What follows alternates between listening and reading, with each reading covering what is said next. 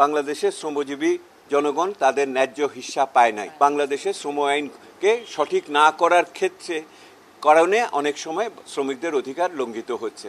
গতকাল আমরা তরুণ ব্যবসায়ী উদ্যোক্তাদের সাথে আলোচনা করেছি এবং বাংলাদেশের যে নতুন প্রজন্মের ব্যবসায়ী উদ্যোক্তারা হচ্ছে তাদের কি প্রত্যাশা বা তাদের কি অসুবিধা সেটা গতকাল আমাদের ওনারা বলেছেন, সেটা আরেকদিন আপনাদের আমি বলবো সেটা।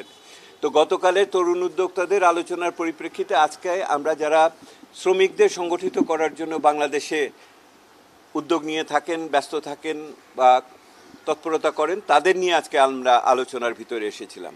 আলোচনার মূল সারবস্তু যেটা ওনারা আমাদের বলেছেন সেটা হলো যে বাংলাদেশে গত দশক বা আরও সাম্প্রতিক অতীতে দেশের যেটুকু উন্নতি হয়েছে সেই উন্নতিতে বাংলাদেশের শ্রমজীবী জনগণ তাদের ন্যায্য হিস্সা পায় নাই। তারা তাদের ন্যায্য হিস্সা পায় নাই। সেই ন্যায্য হিস্সা না পাওয়ার কারণগুলো চিহ্নিত করতে গিয়ে ওনারা বলেছেন যে বাংলাদেশের শ্রমিকদের যেই আপনার মজুরি, সেই মজুরি যথোপযুক্ত না। ওনারা আরও বলেছেন যে শ্রমিকদের স্বার্থ রক্ষা করার জন্য যে সমস্ত সামাজিক সুরক্ষা রাখার কথা, বাসস্থান সহ অন্যান্য মাতৃত্বকালীন ছুটি ইত্যাদি, সেগুলোও যথেষ্ট না। ওনারা আরও বলেছেন যে শ্রমিক কল্যাণের জন্য যে সমস্ত পদক্ষেপ হওয়া উচিত সেগুলো যথোপযুক্তভাবে হয় না, যেমন আপনার ভবিষ্যৎ তহবিল বা অন্যান্যদের সামাজিক সুরক্ষার অন্যান্য ক্ষেত্রে যেগুলি থাকে। ওনারা আরেকটু যেটা বলেছেন সেটা হলো বাংলাদেশের শ্রমিকদের অধিকার আদায় করার জন্য যেই ট্রেড ইউনিয়ন আন্দোলন করার প্রয়োজন বা অধিকার আছে সেটাও ওনারা নির্বিঘ্নে করতে পারছেন না বলে ওনারা বলছেন বহু শিল্প কলকারখানা বন্ধ হয়ে গেছে, এগুলিকে সচল করার জন্য সঠিক উদ্যোগ নেওয়া হয়নি। অনেক ক্ষেত্রে এখানে সরকারি নিয়ম নীতির ব্যত্যয় আছে এবং অনেক বড় ধরনের স্বার্থ এটার উপরে প্রভাবিত করছেন। ওনারা এখানে আরও বলেছেন সেটা হলো যে বাংলাদেশে এই মুহূর্তে যে আপনার যে নতুন অর্থনীতি গড়ে উঠছে, সেই নতুন অর্থনীতি যেগুলোকে আপনার আর্টিফিশিয়াল ইন্টেলিজেন্স বলেন বা অন্যান্য আইটি ভিত্তিক আছে, সেখানেও শ্রমিকদের অধিকারকে কার্যকর করার ক্ষেত্রে অনেক ধরনের সমস্যা রয়েছে। আর আমি তো বলেছি বোধহয় আন্তর্জাতিক আইনের সাথে সামঞ্জস্য বিধান করে বাংলাদেশের শ্রম আইনকে সঠিক না করার কারণে অনেক সময় শ্রমিকদের অধিকার লঙ্ঘিত হচ্ছে।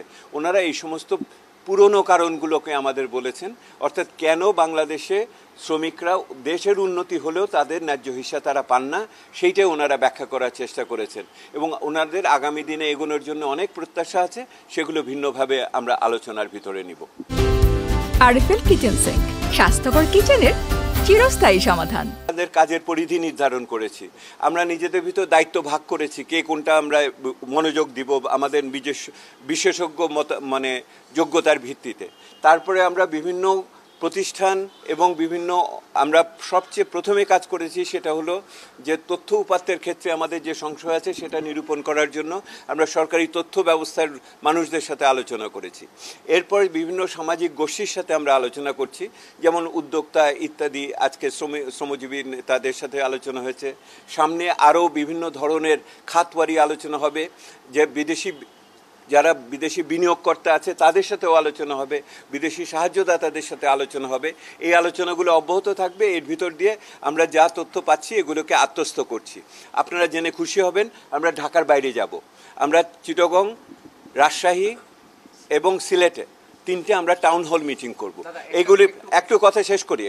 এবং আমরা ঢাকার বাইরে যে সমস্ত মিটিং করব টাউন হলের, তাদের কথাগুলো আমরা শুনব।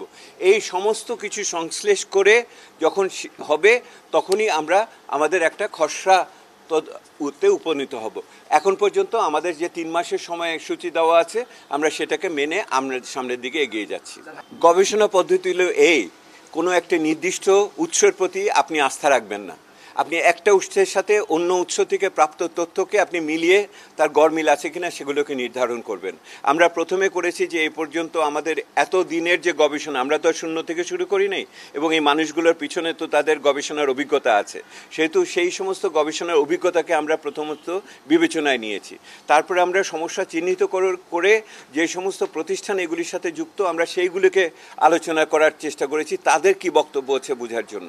সেই সমস্ত প্রতিষ্ঠানের ফলাফল ফলাফলকে যারা ব্যবহার করে থাকেন তাদের কি সমস্যা আছে আমরা তাদের সাথে আলোচনা করছি এবং তারপরে আমরা এইটার সাথে আমাদের যে নতুন তথ্য উপাত্ত এগুলিকে যুক্ত করার বিষয় আছে সততার সাথে সেইগুলোকেও বিশ্লেষণ করছি। এইরকম বহুবিধ পদ্ধতিকে সম্মিলিতভাবে আমরা একটা কোনো কাজ করছি।